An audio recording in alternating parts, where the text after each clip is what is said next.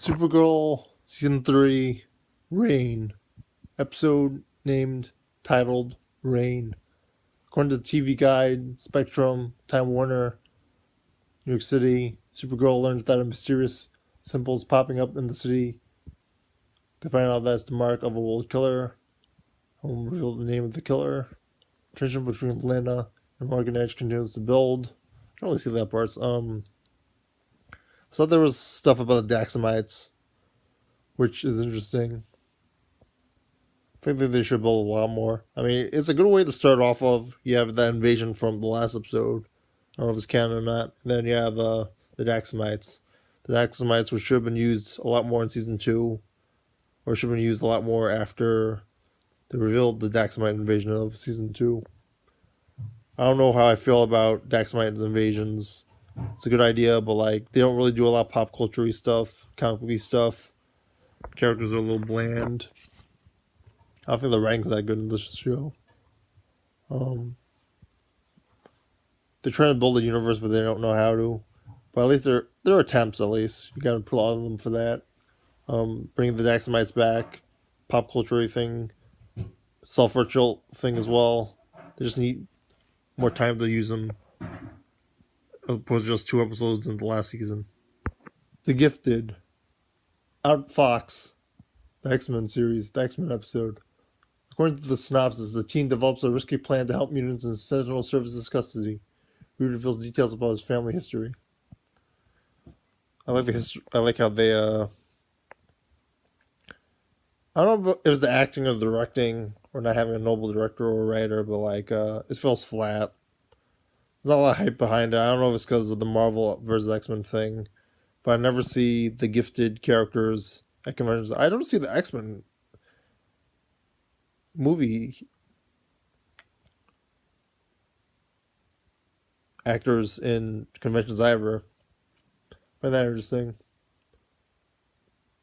I felt like Jamie Chung did a good job again. It was an interesting episode. I felt like stuff was forced. There's a lot of chemistry missing, but they got good pieces. They have this whole Nazi taking people over, taking people out of their homes and stuff thing. Military taking over everyday life. Makes me paranoid about everywhere, actually. Governments, powerful governments, fearful people. 2 of them get captured. There's this mission about seeing people from Sentinel Services. They try to enact it. I think there's a problem.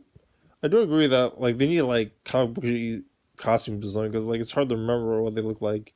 And they're not played by famous actors or really memorable looking actors. Despite what I don't like about Thor, at least he looks like Thor. At least he looks like a superhero. These people look like everyday people, and you can sort of do that. You can't do it with a pop culture thing like X-Men.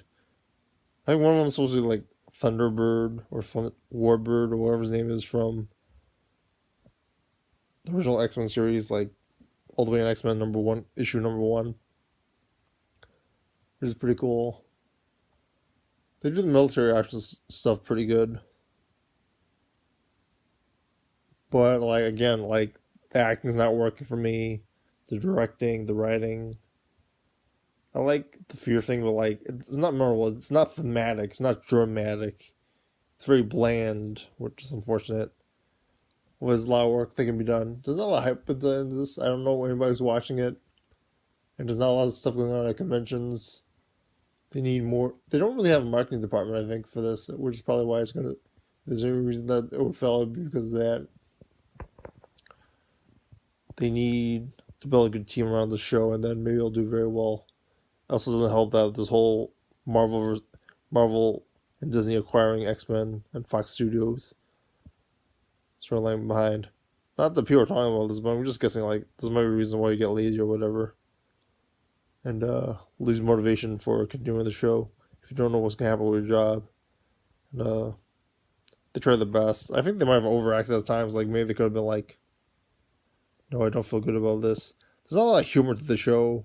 It's not a lot of I don't like Supergirl ever, which happened the same day, but like, and that doesn't have a lot of themes ever. But this show, it doesn't have a lot of energy to it. It doesn't have a lot of happiness or funniness. You don't have to be funny. You don't have to be happy. You don't have to be angry. But like, you have to be something. You have to be dramatic, which or thematic, and or thematic. Hopefully both. But the show doesn't have that. But overall, I do like the plot of the episode. It's like an episode of the day. It's not memorable, but like they do stuff well, like the whole people taking over your life, the government taking over your life due to fear, their fear. Like they don't really go into depth with the government stuff and why they do that, but it's pretty interesting. If they did that, it would be over the top, and I think it would do very well. Or thoughts comment below.